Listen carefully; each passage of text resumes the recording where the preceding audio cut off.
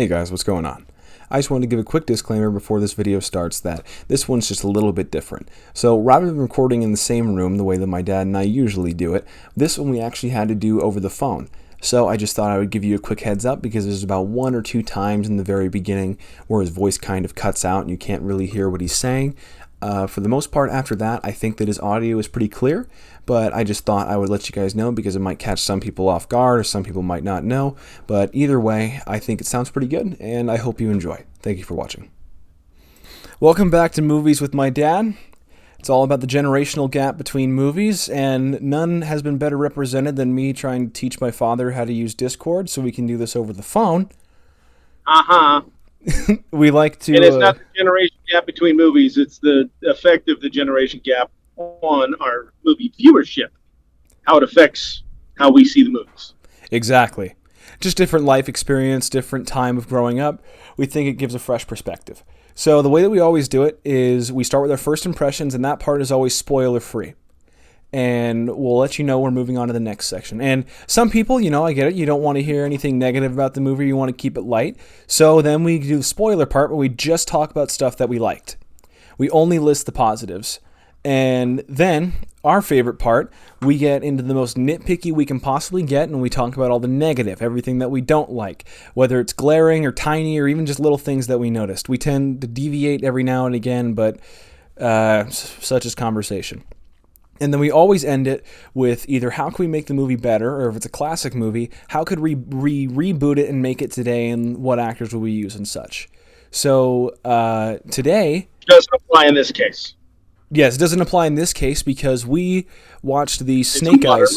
Yeah, we watched the Snake Eyes movie, G.I.JOE Origins, which has just recently came out. So at the end, we're going to talk about how we can make this movie better. But now, just spoiler-free first impressions. You want to go first, or should I, Dad? I'll go first. I can do a couple of the categories. This was a fantastic movie. I was very, very pleasantly surprised. Yeah, and I don't know if... Go ahead. That's exactly what I was going to say. So I was having a lot of trouble with this in the beginning, just because the fact that they were even making this movie for like Snake Eyes, because he's the enigma. I'm like really. I was coming in with a really pessimistic attitude, and I was really trying to tell myself not to. I'm like, no, I got to give this a chance. The opening was a little bit rough, but this movie just keeps getting better as it goes on, and I'm like, talk about like pleasantly surprised. I actually really, really like this movie. Seriously, I'd have to say one of probably my favorite movie since theaters opened back up. Honestly, yeah. And in all honesty, I don't think I've given many movies this rating that have come out in the theater. I would go watch it again. Oh, for sure. Again, I don't know if you go in with no expectations, if you go in not liking something, it has nowhere to go but up. If you go in with too many expectations, sometimes it has nowhere to go but down. But generally, I try and keep that part out of it. Spider-Man 3 was, for example, the old Spider-Man 3. I went in with high hopes and was sorely disappointed, and then talked it down to my friend who went in with no expectations because I had talked it down, and he loved it, But objectively, I think pretty much everybody can agree Spider-Man 3 is garbage. Right. So, anyway, back to Snake Eyes. Yes, giving a movie, going with an origin story and a backstory to the man with no name kind of character, and that's what this is. Snake Eyes has always been the silent, he's in the cartoons, he's mute. I don't know, I haven't dived too deep into... Snake like Eyes the graphic lore. novels, the graphic novels and the comic books and whatnot. But I grew up on G.I. Joe, and I found the story very entertaining, extremely well written, very captivating. Anytime there was a lull, they brought it back up. It wasn't too action heavy. It wasn't too story heavy. It was a very well balanced movie. Did a really good job of incorporating kind of the samurai culture, which is where Snake Eyes comes from. That's not a spoiler if you don't know that. then you don't know Snake Eyes, and I'm not ruining anything anyway. But I was just the way they pieced it all together, especially with such a dangerous topic, such a dangerous premise. Like I said, to go back and give a backstory to someone who hasn't had a backstory for 40 some odd years is a very dangerous game. Well, that's why I came in with kind of that poor outlook on it at first. I really had to pull myself out of that. Yeah. I let him kind of guide me along. I'm like, okay, where is this going? But within like 2 minutes, I was sold, and it didn't disappoint from that point on. It picked up and got going, and I was like, okay, this is definitely worth it. Yeah. So again, I'll try and steer away, like I said, from the spoilers. They did give so to jump ahead to the two, or the bad things, blah blah blah.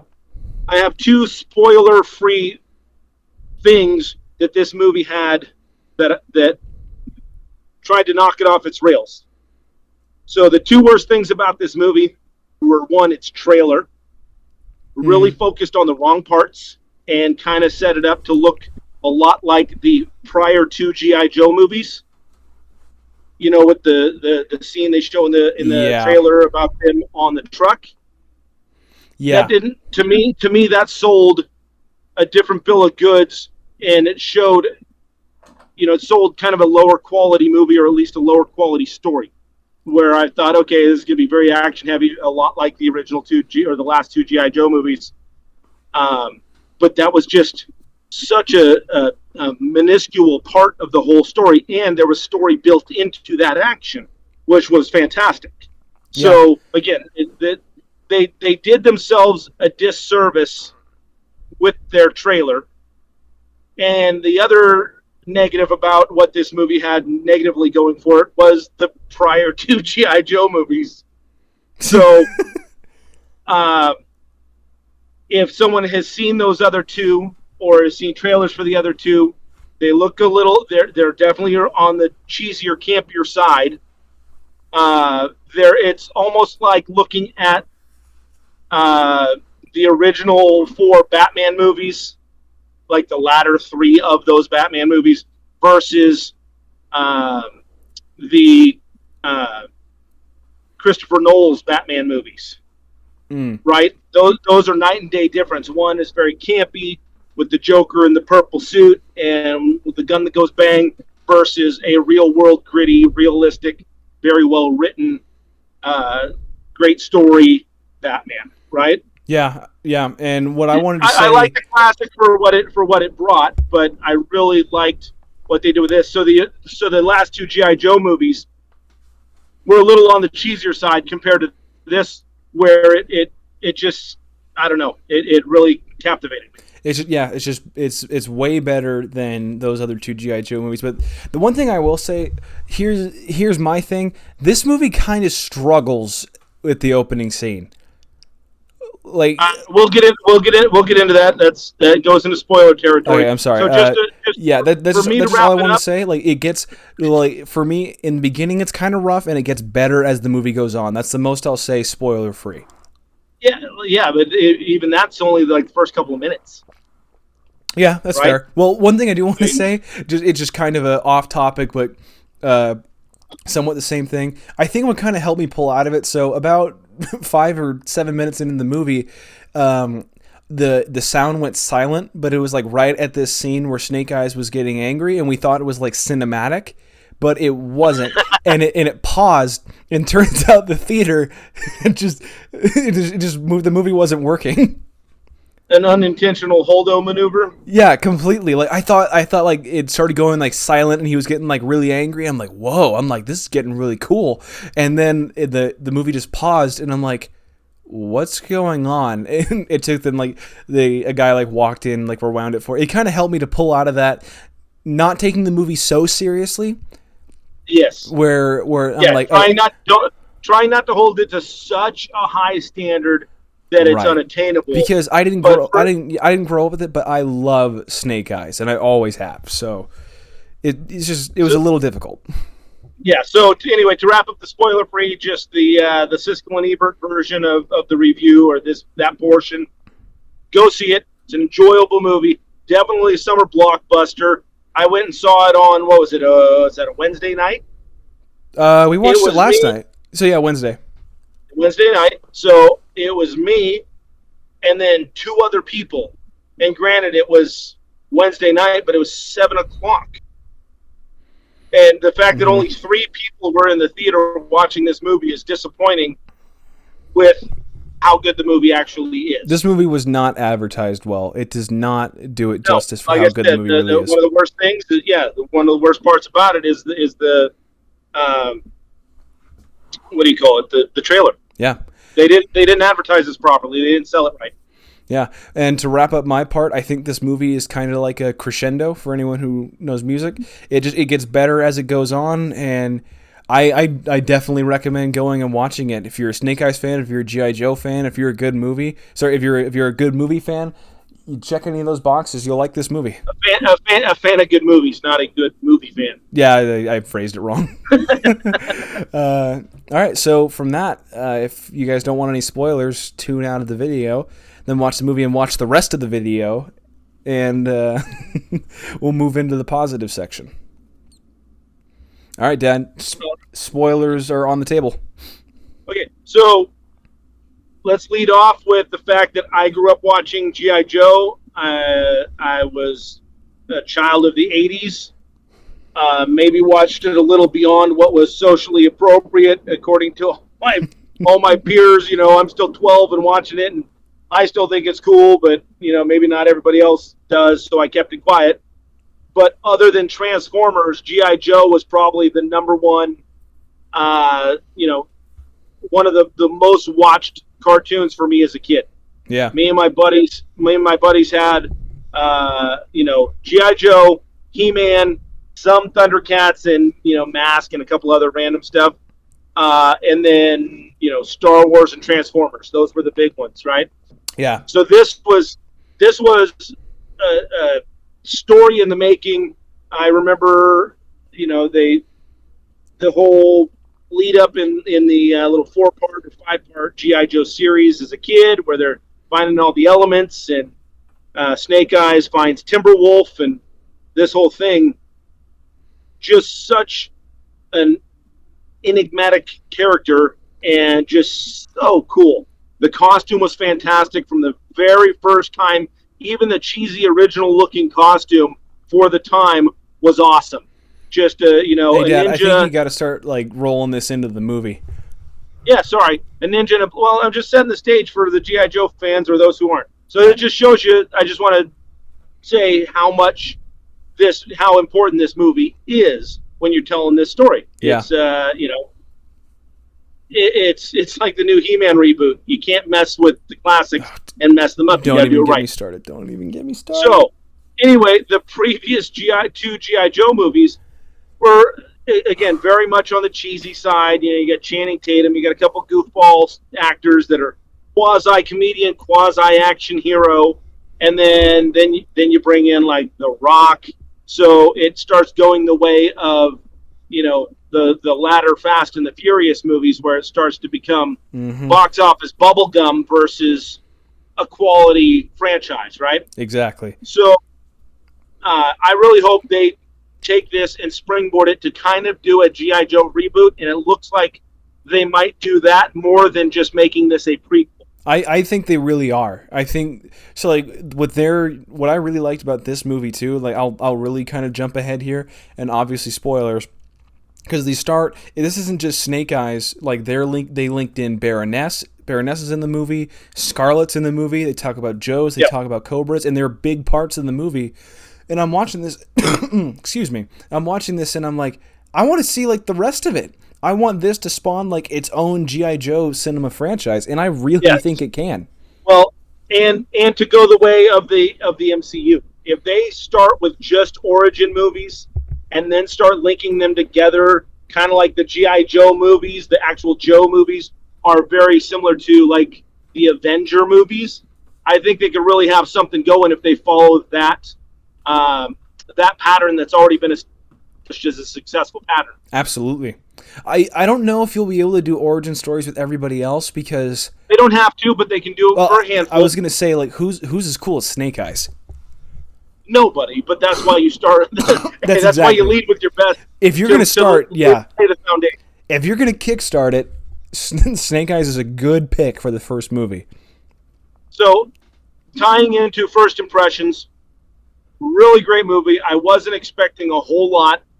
That's why I wasn't even thinking that I would save this till when I'm back in town and we can watch it together at the theater and record this together at home, because I wasn't convinced and wasn't confident that it would still be in the theaters 3 weeks down the road.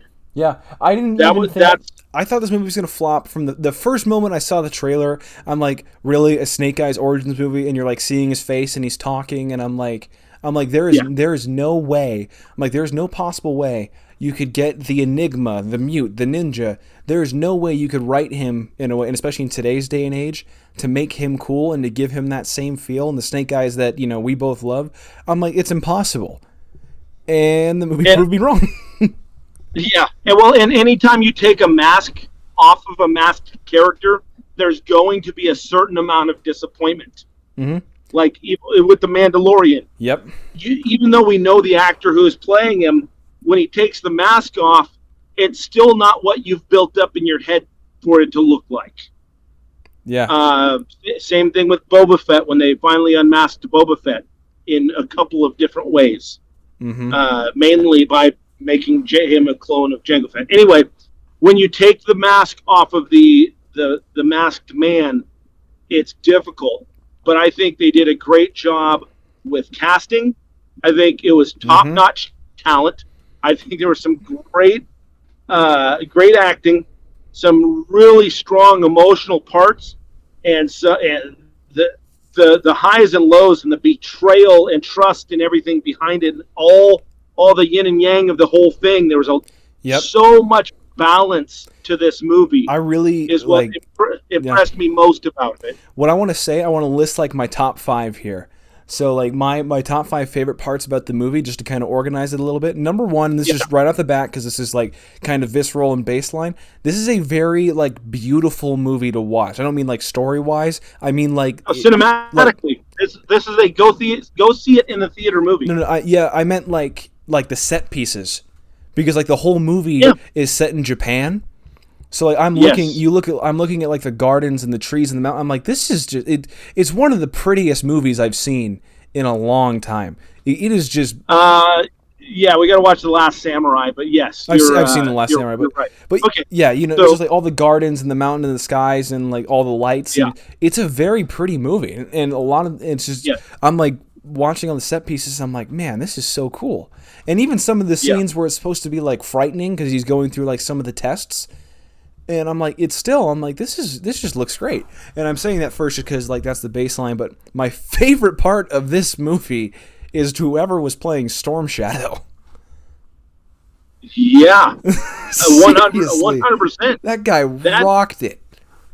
Yeah, that guy just really captured it. This is like my third favorite part. The way that they wrote this movie, and this is the one. This is what I like about it the most, because it's really hard to do this in a good way, especially when even like Storm Shadow. It's like something I got to tell people right off the bat if they're still watching and they don't really care about spoilers, but they haven't seen it. This is obviously not. Or if they watch it after they see it and just want to listen. This is obviously not the original Snake Eyes and Storm Shadow origin. It's not. It's not Storm Shadow killing their master and running off. It's not. Well, again, that's based on the former G.I. Joe movie, which makes me believe that they're switching gears here and really taking themselves seriously. Which I'm very happy about. So what I loved about this is that you can really see it from Storm Shadow's perspective. You can really. That was what I loved most about this movie. Yep. Is that you can see why. He's not the bad guy in this equation. No. The moral ambiguity, the grayness of both characters, the redemption arc for one, and the path to the dark side for the other, Exactly. and the why. But also that this difficult situation, the whole arc of the movie, the whole what do you call it, the crux of the movie, brought out the best in one and the worst in the other. And I think that's why they were very particular about balancing every aspect of this movie, because those two characters are supposed to be perfectly balanced.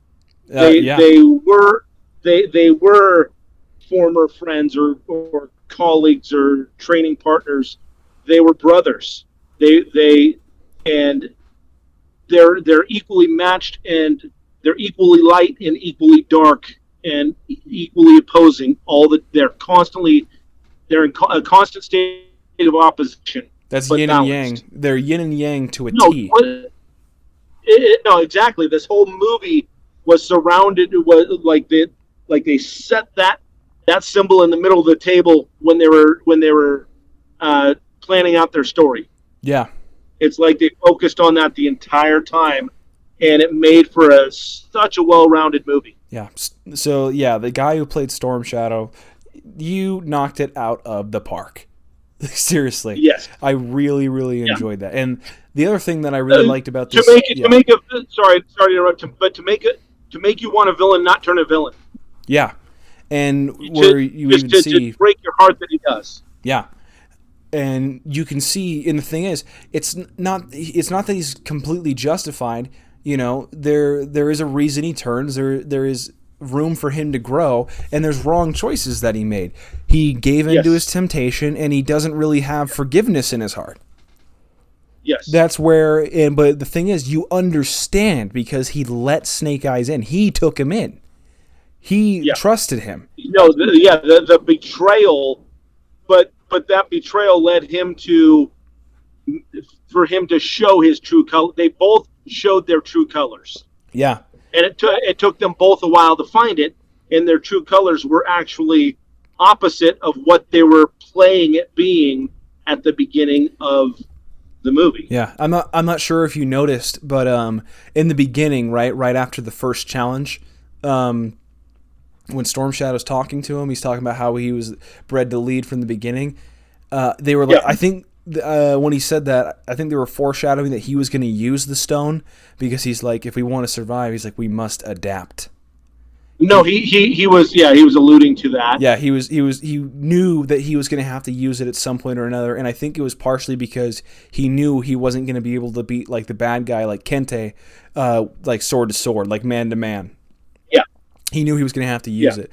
And the other thing, new generation, new rules, and he was leaning towards that. Yeah, the other thing that I really like about this movie is where, not like predictable, but the way a lot of older movies used to do it is where it's really hard to explain. I don't know the term for it, but you can tell that the movie is centered around him facing the 3 challenges from the beginning.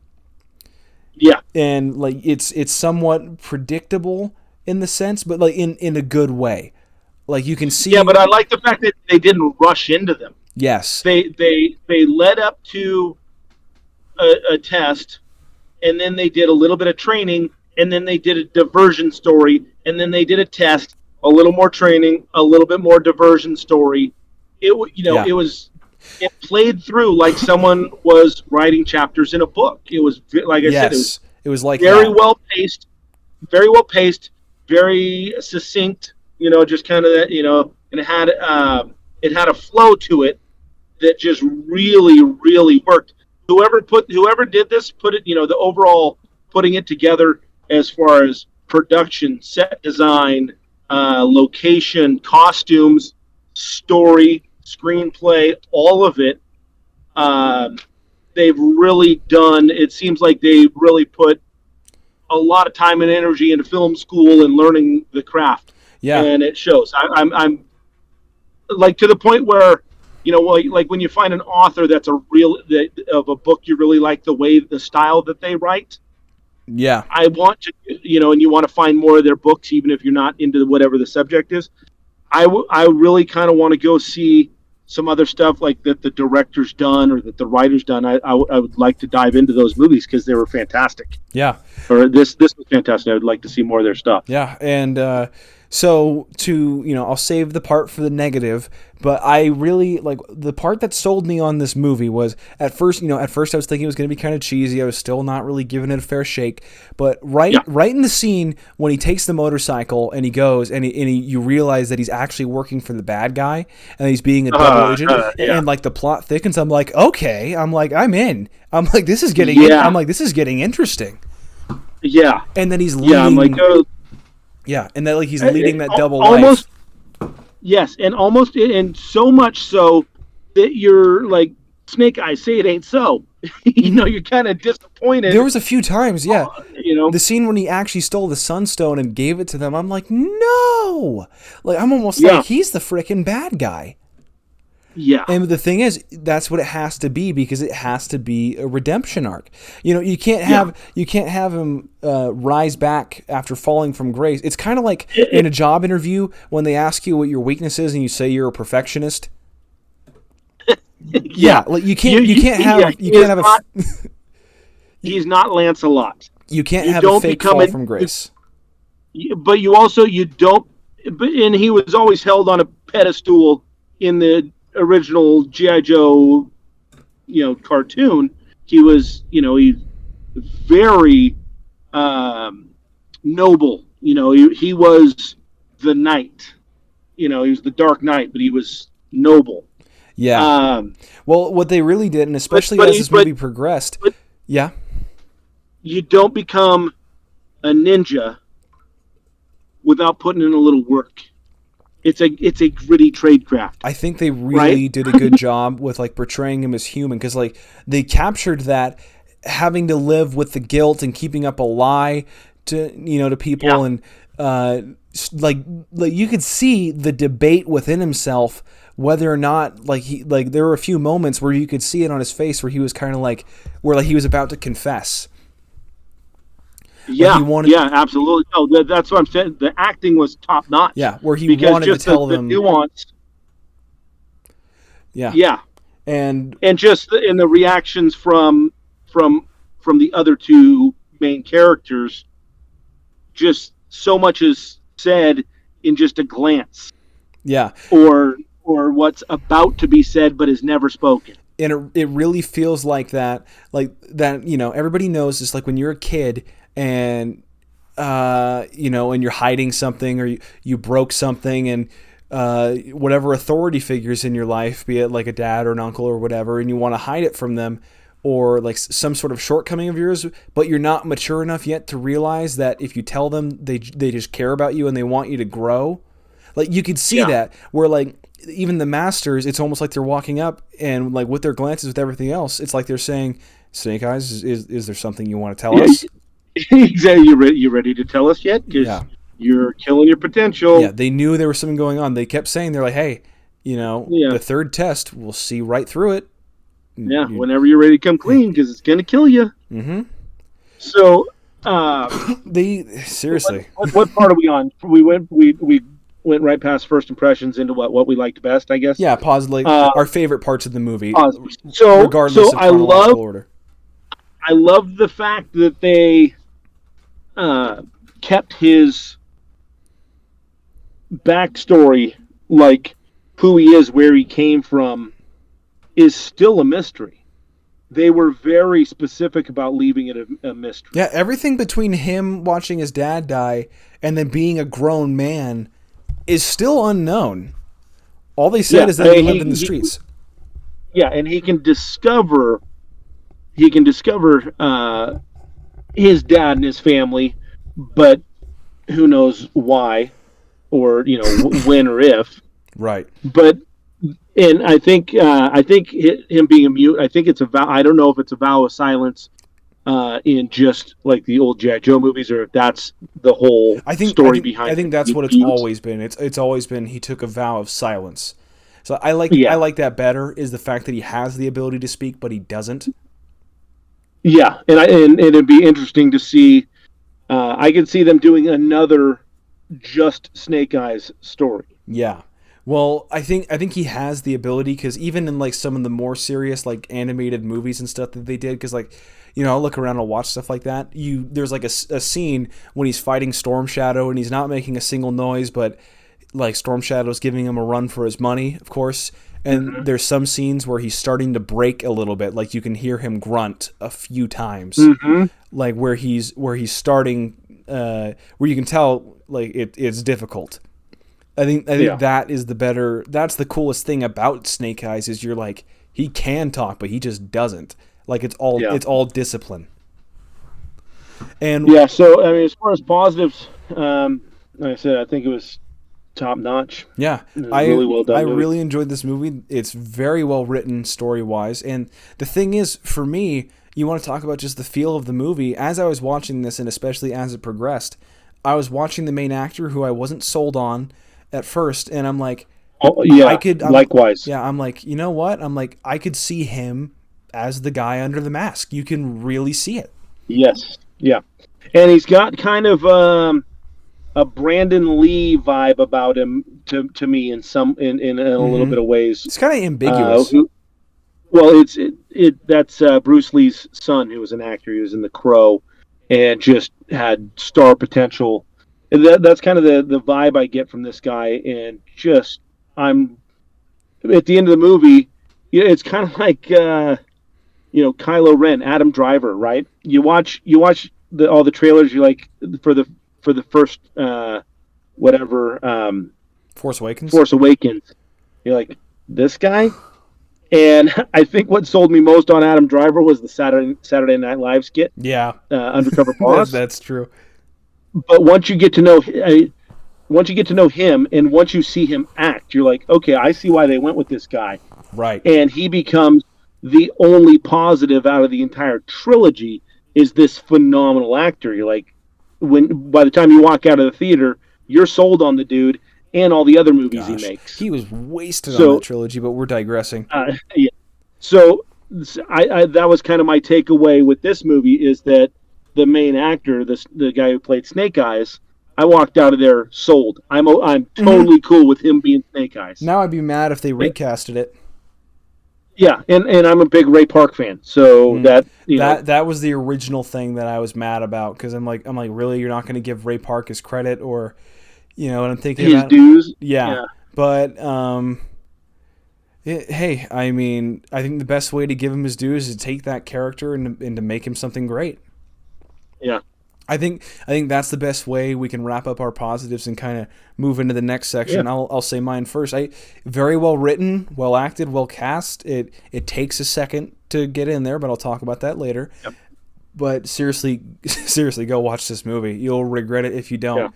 It's it's so worth the watch. It's very beautiful to Yeah, it's look going to at. be one of the Yeah. best of the summer, and we're already into August. Yeah, So it's very beautiful just to look at the movie. It's great. You get to see some great acting, some good, not over the top fight scenes, and man, I just really liked oh, it. and most importantly, you don't have to have been a GI Joe fan to appreciate this movie. No, You you could have never you could not know who any of these characters are, and say like the Baroness and Scarlet, you might not get it quite the same way. It might not have as much depth or meaning, but you understand who they are. There's enough character development, just a very quick character development, or at least explanation as to who they are, that you get it and you're not walking away scratching your head. well, even So you don't Baroness and have to have Scarlet seen did a good any job. other. Oh yeah, no, they did great. I'm just saying you don't have to have known. You could have gone in to watch this movie with having never seen a GI Joe cartoon or comic in your life. Yeah, you're right. So that was one of the other things that really impressed me is they didn't leave it to the expectation of your prior knowledge. Mm-hmm. Yeah, they did. So They did a very good job with this movie. So you want yeah, to roll it into the nitpicky? go ahead, All right. fire away. So, obviously I got a few more than you do. So, like I said in the beginning, my biggest issue with this movie is how it starts. Naming him What? seemed forced. Naming him seemed forced. Oh, That whole yeah. scene.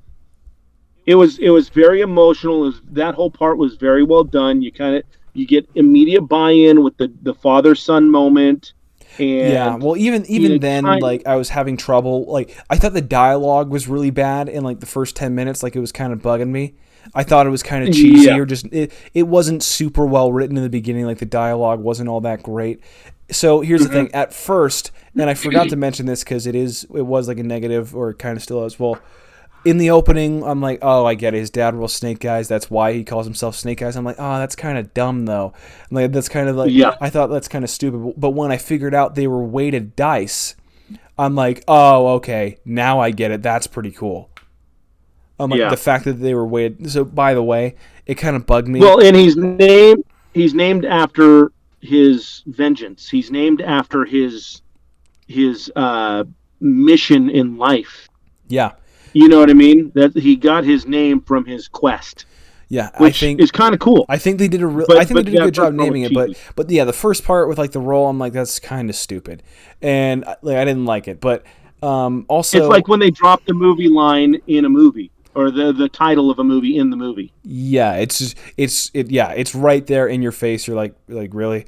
Um, well, here's the other thing that kind of bugged me. Just a continuity thing. This is just nitpicking, but the first scene when what's his face or Baroness, I forgot who did it, hands him the actual dice.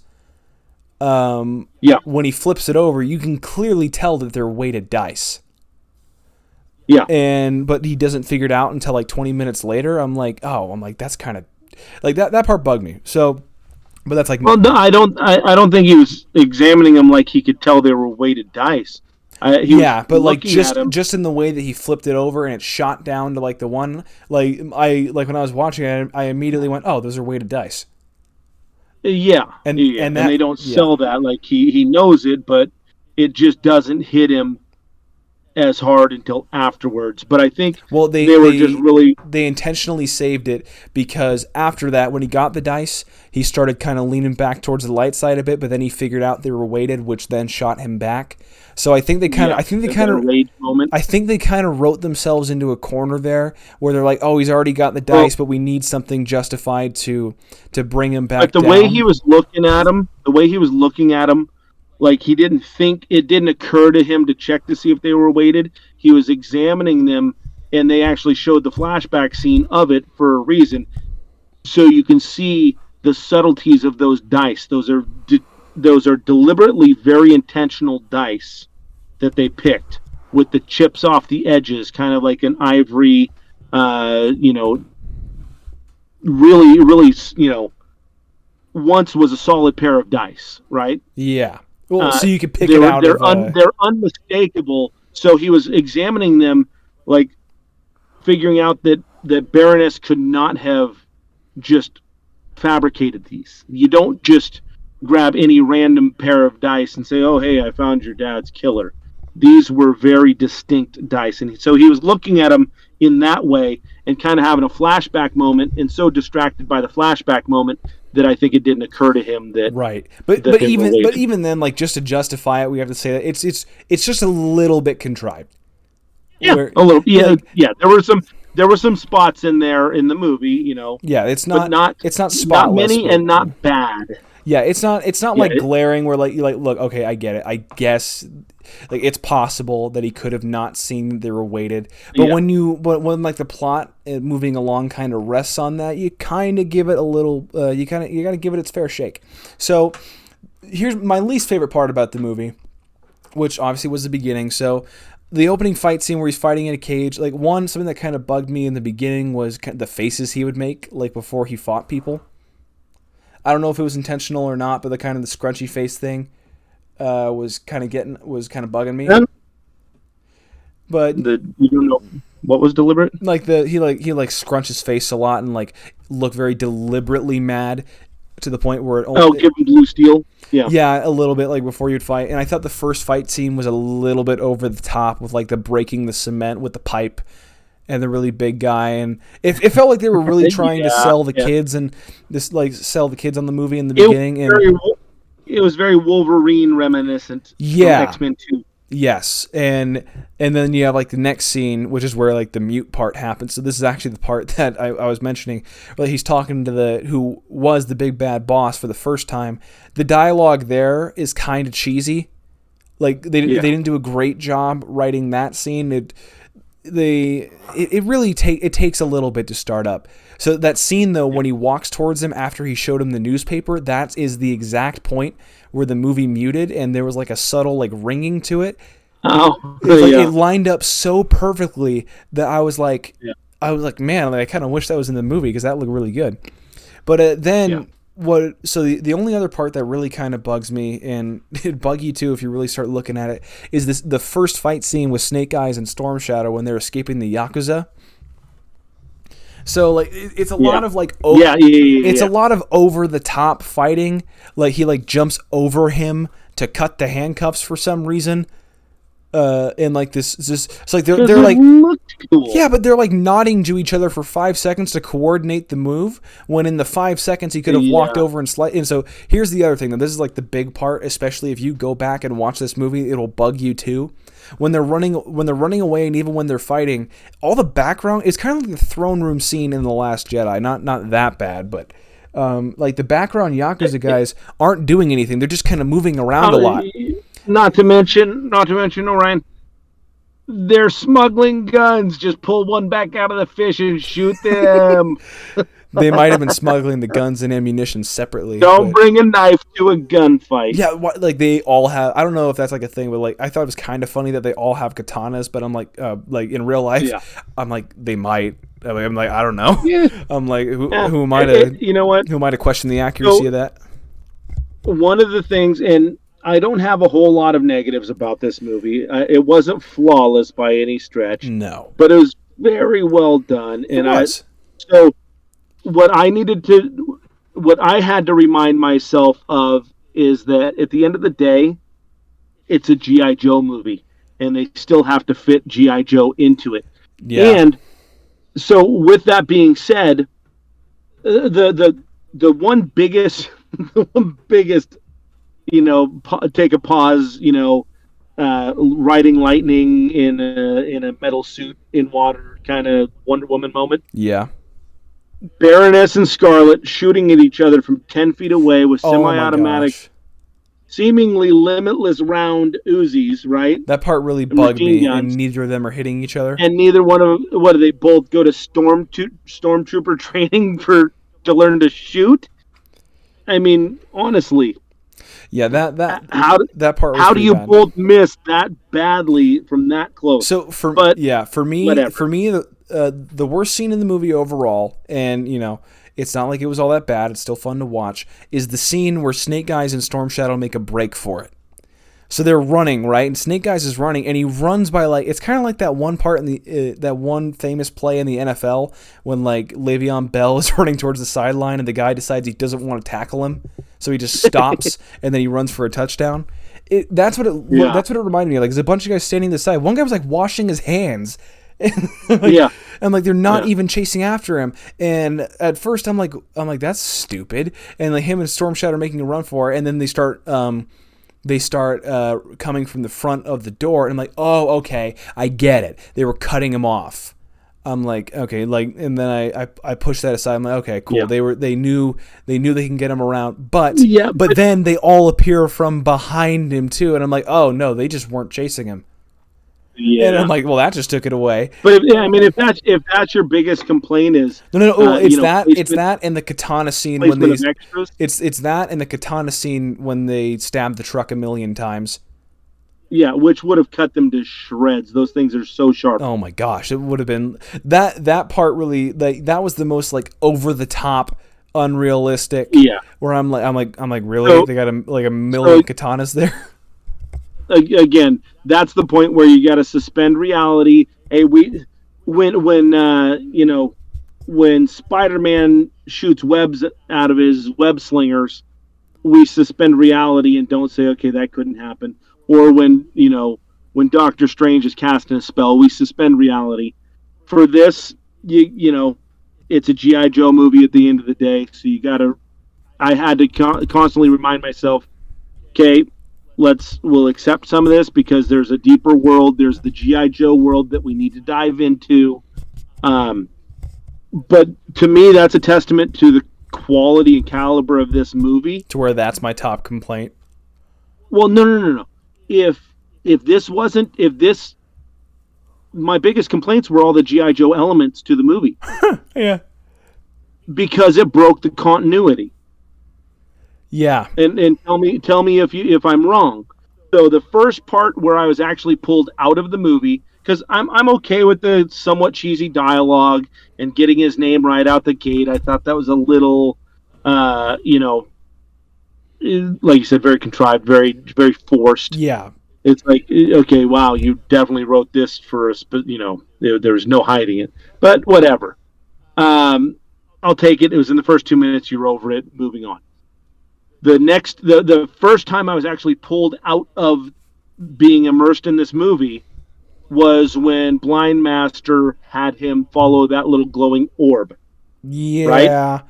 Right? Follow the light and it'll reveal you. That's the first time it really pulled me out of it.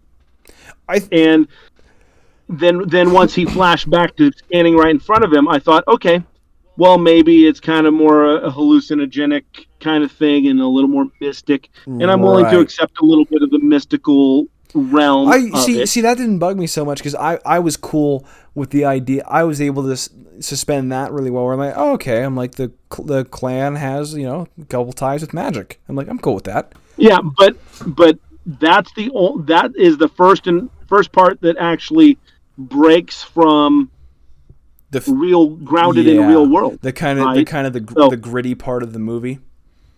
Well, no, it's not like it's gritty. Where that's it not the goes word, from, but the realist kind of part. The reality of the movie. It's like if, like I said, in the Christopher Nolan Batman, if all of a sudden, a bat flew down and started talking to him, and there was this magical bat that bestowed him with powers, right? That would draw away from. You can maybe that might make sense in the Michael Keaton Batman or some other Batman world, but in the Christopher Nolan Batman world, it didn't really work because everything that he did was based in the real world. I almost forgot. Right? This was like kind of my chief complaint. I did not like the way that I almost didn't like the way at all that they. Okay, now things are starting to come back to me. I didn't like the way that they presented like the text. It's like when it said like present day, but it was like lined up with like the fence, the rioters. I actually kind of liked that. I didn't. It kind of pulled. It kind of pulled me out of the movie. I like it better when it's like Endgame style, where they actually take you to like a black screen and it just says 5 years later, like very where it's very like that. That's more like movie-esque to me, where everything. I like the look of it when it's like part of the title. The intro to the movie, if they're putting in actors and studios and stuff like that. Oh yeah, if they're doing that, if they're doing like an opening scene, it's like this big actiony thing, and one guy turns and looks at the camera, and it says like Snake Eyes under him. Like I'm cool with that, but 3/4. No, I mean like produced by so and so, and it's that's built into the cityscape or something like that. Like they did it. Yeah, I don't have a problem with that. Look of it. But I just don't like the way that. Yes, I don't like the way that they did it. It's distracting when it's 3/4 of the way through the movie. Yes, and I only have two other big complaints. One was like the scene when they came to Tokyo for the first time, and they were doing that really freaky montage of all the dancers and everything. It's like the same thing they did in the credits. Oh yeah, just showing you. when they were scrolling through Tokyo when they were driving through. It really kind of took me out of it, and I'm like, this is weird. Okay, we get it. It's Tokyo. Yeah, it kind of bugged me, and like I could have gone without that scene. But they were showing the culture. I don't know if you noticed. It started out where they were in big city, and then they were more like big city mixed with Chinatown kind of look. I'm sorry, I know it's Japan, but you get my point. Japantown, and then it was more. Classic samurai kind of feudal lord. Yeah, when they were inside their clan territory. Yes, it showed like a progression of, hey, we're keeping the old world with the new, and we're going from the new modern world to the old world. and that's why he's saying, "Hey, I need someone from Yeah. the modern world to bring the new mindset into this old world." It was a visual way of selling what the Yeah, protagonist or I know the what they were antagonist was yeah. going for. I know what they were going for, but I think it could have been executed better. It was It distracting. weirded Yeah, me out. It was distracting. It kind of takes you out of the movie. I would like them, like, if they could like recut the movie a little bit, whatever. yeah, And while I'll tie it in with this kind of complaint, I really like the font choice they used and the fact that they had the actual Japanese yes, characters underneath it. But I didn't like the yes. credits. Oh yeah, The credits yeah. was weird, and it did. Well, I almost save forgot. that. This is like my biggest kind of nitpick. There were like two scenes in particular where the soundtrack just did not match the scene. Mm, It's like the scene when he goes into like the clan for the first time. They're like driving around. It's just really intense music, and I'm like this would have been a lot better with like something softer. And like it was like yeah, this really crazy, like almost like scary music, and when they're just driving through the gate for the first time, and yeah. that's not a good choice of soundtrack. And I think the only other one that kind of bugged me, where it's kind of justified but the music was still kind of off, was the scene where she's frantically looking for Snake Eyes because she thinks that he's Yeah, he's the security breach. Like the yeah. music there kind of bugged me. Like things are kind of coming back to me as I go. But my one other chief complaint that I have yet to get to, that I was thinking about from the beginning, are the super jumps. Like how they would They weren't that. They weren't that they were bad because you. there's a They couple were there's a just. couple that were pretty bad. They were on the verge. No, well, they were on the verge of what you could see someone who is trained in parkour doing. Yeah, but like, They're not. They're not beyond the realm of possible. They're just not likely. well, a Like the couple of them are jumping, like the just jumping from outside the of possible. motorcycle. Yeah, jumping from the motorcycle to the box truck to the car carrier truck. Okay, a little far fetched. Could you get Yeah, it? I get it. They're ninjas. Maybe, But maybe. Yeah, there were like a few scenes in particular that where it was really bad. So there was like one scene in like the ending battle where Storm Shadow like literally just kicks off of a guy. Like it's just a kick, yeah, but he's like 10 feet in the air. Or like the scene yeah, when he jumps up from like from the ground to a rooftop. And like, yeah. but the one that kind of really took me out of it for a second was when Snake Eyes, they were going through that first trail or runway, and he jumps over the log and he had some frickin' hang time. Like Oh no, he was in the air for like they, 5 seconds before his back hit the ground. yeah, yeah. Well, I don't know if they were like trying to deliberately manipulate or show that he's manipulating the video, or if they're just making it go slow motion for effect. I I don't don't know if get that was like a the choice. slapstick thing or, but Yeah, he just really hung in the air for a lot longer than he should have if he was just trying to flip over a log. yeah. I think they just kind of slowed it down for effect. Yeah, but I kind of dig it. To a certain extent. We're like, oh yeah, I get it. They're ninjas. They can jump. Yeah. Well, They but got those, that agility. But but I'm like, the delayed fall and stuff like that. Those are just yeah, stylistic choices. They're not necessarily specific skills. I mean, he was falling flat on his back because he failed. right. So it's not like they're selling that he's so What I great. mean is like the way they would jump. It's like it's a little too Yes. far and a little too long. But like I get it. They're agile. I'm like, honestly, I can roll with it. But it was kind of, if they could have had like a 5 second scene where they talk about like superior agility, then I'm like, okay, I could buy it.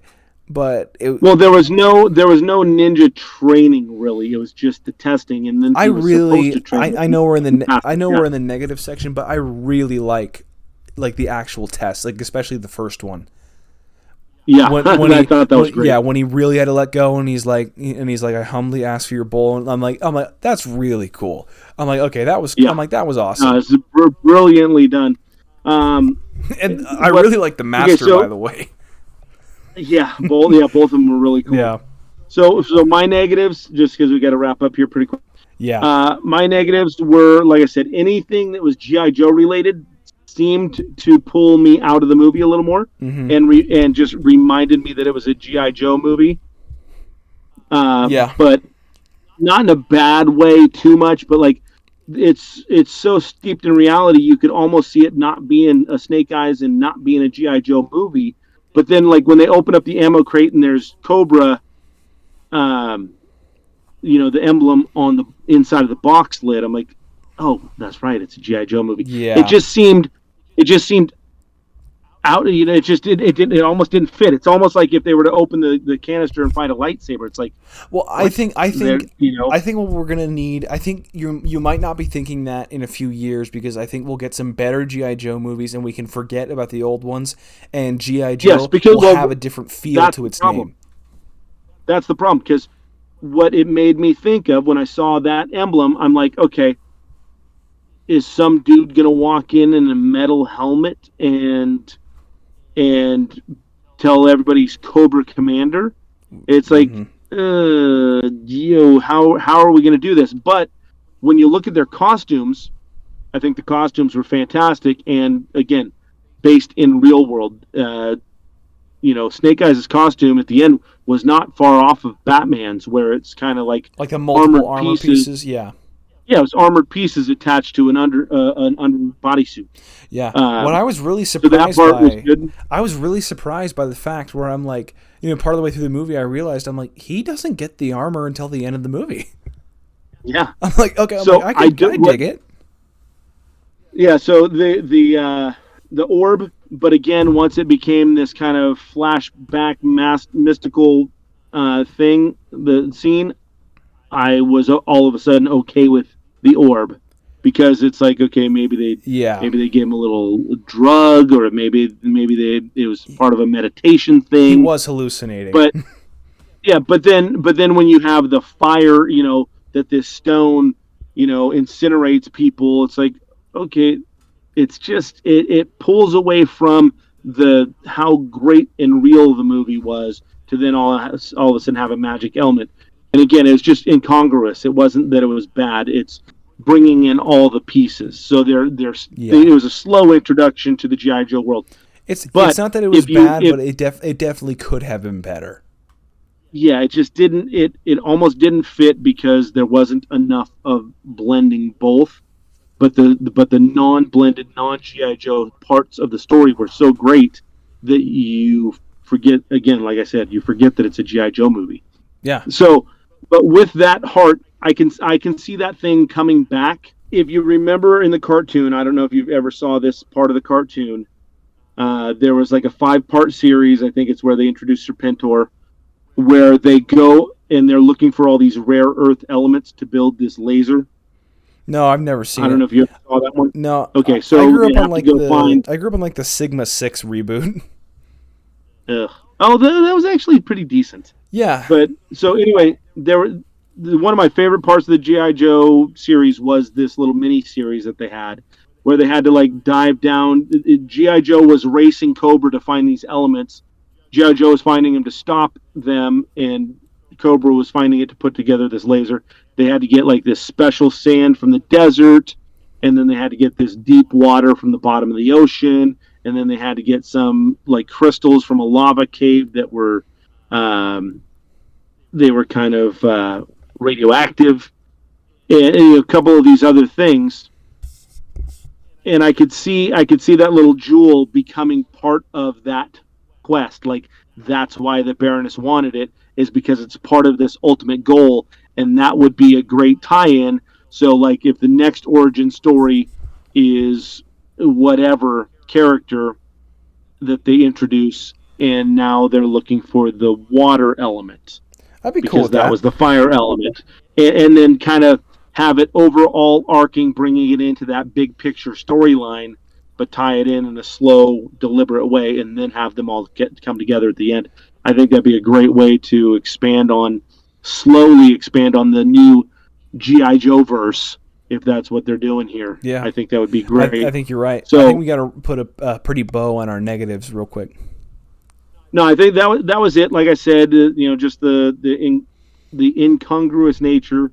Oh, and yeah. So the two least favorite parts is them shooting at each other and missing, and then the Harry Potter snakes. Oh, I don't really Boa, mind that. And well, anacondas don't really react like cobras or asps. They don't.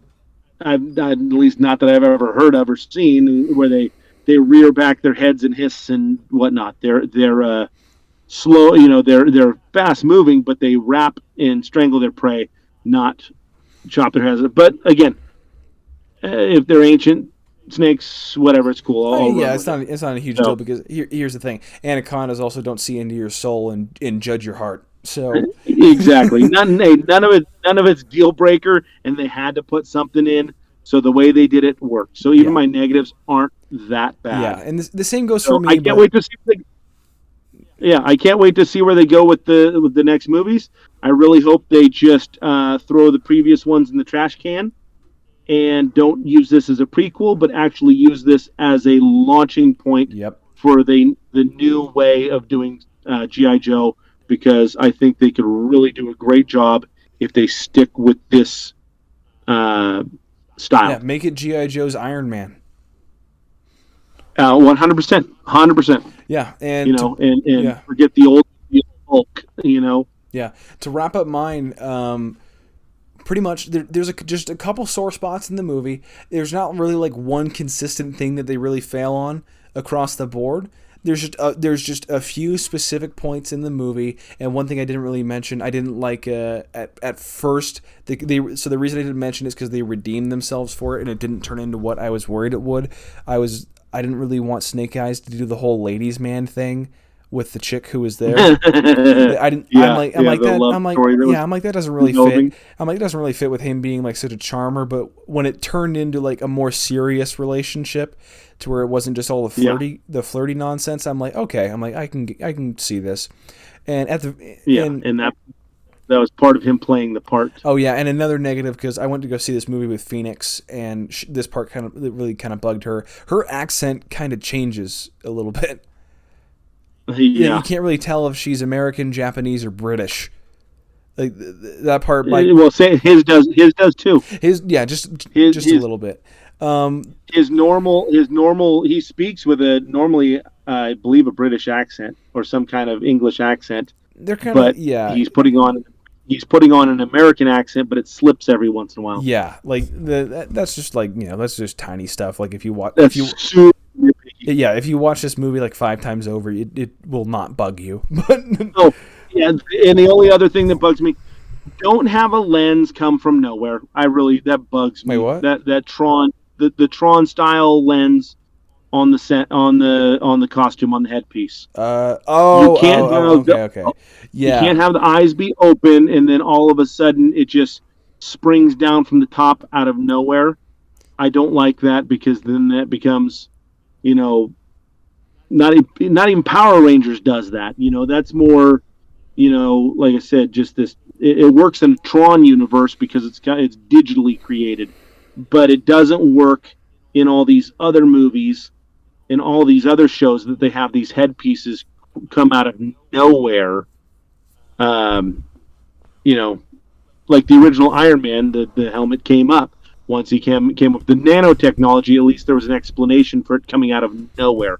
But when it just comes out of nowhere without any explanation, it bugs me. yeah. It's So like, yeah, yeah, just have it slide up. It's okay. Have it slide up. yeah, I'm fine with that. or just have it not even move. Or just mount it and that's it. He never takes it Yeah. off again. So my chief So, complaints are just the escape from the Yakuza scene and yep. the what was the other one? It was the escape from the Yakuza and just the opening in general, like the opening cage Yeah. fight scene and the escape from the Yakuza scene. Yeah. It kind of doesn't set the scene that well for the movie. But hey, once again, if those are my top Not complaints, bad. seriously, go watch this movie. It's really awesome. Yeah. Not bad for, starting out, like we said, a new G.I. Joe verse. Yeah, So not bad at all. I'm excited to see what they bring up next. And I think we've been going. I think we've been running a little bit over here, but Yep, we're good. well, do you want to say real quick on how we would just make it better? Let's just wrap it up with like a few sentences. Oh, I couldn't. Like I said, I was very impressed by it, so I couldn't Yeah, think of it other than maybe just kind of, you know, pick whether or not it's completely real world immersed or G.I. Joe immersed. Just the, like I said, the throwing the mystical, magical into it just kind of pulled me out. But other than that, Yeah, I there really genuinely, wasn't a yeah, way around it. I genuinely think this movie is just a little bit of polishing away from being a really, really great movie. Oh yeah, I fix it if you want to fix it. Have a better scene for giving him his name, and put a Yes, little more effort into that the very first 5 minutes of the movie. yeah, just A little more depth. clean up the beginning, write it a Yeah, little bit better, get a little bit better dialogue, yeah, take the extra magic and or big montage elements kind of out of the movie, fix the soundtrack a little bit, and yeah, you got an amazing movie on your hands. yeah, So yeah. You're talking A+ versus an A yeah, minus. exactly, and that's like seriously, Still a guys. good And movie. with as pessimistic as I was walking into this movie, expecting to be disappointed, and like I almost this review almost didn't even happen because I'm like, yeah, I don't even really want to watch it. Yeah, the expectations were so low Yeah, going in that's why we're doing and this. I was looking for it at first quite a bit too. I got to find the We're doing balance this between. 700 miles apart versus in the same house because of such little faith in the movie. But when I walked out, I was disappointed that there were only 3 people in the theater experiencing it. Yeah, it's seriously it pulled me out of that, and then it made me love the movie. So I genuinely think Yep. you guys are gonna love this one. All right, we'll catch you guys on the next All one. right, thank you for listening.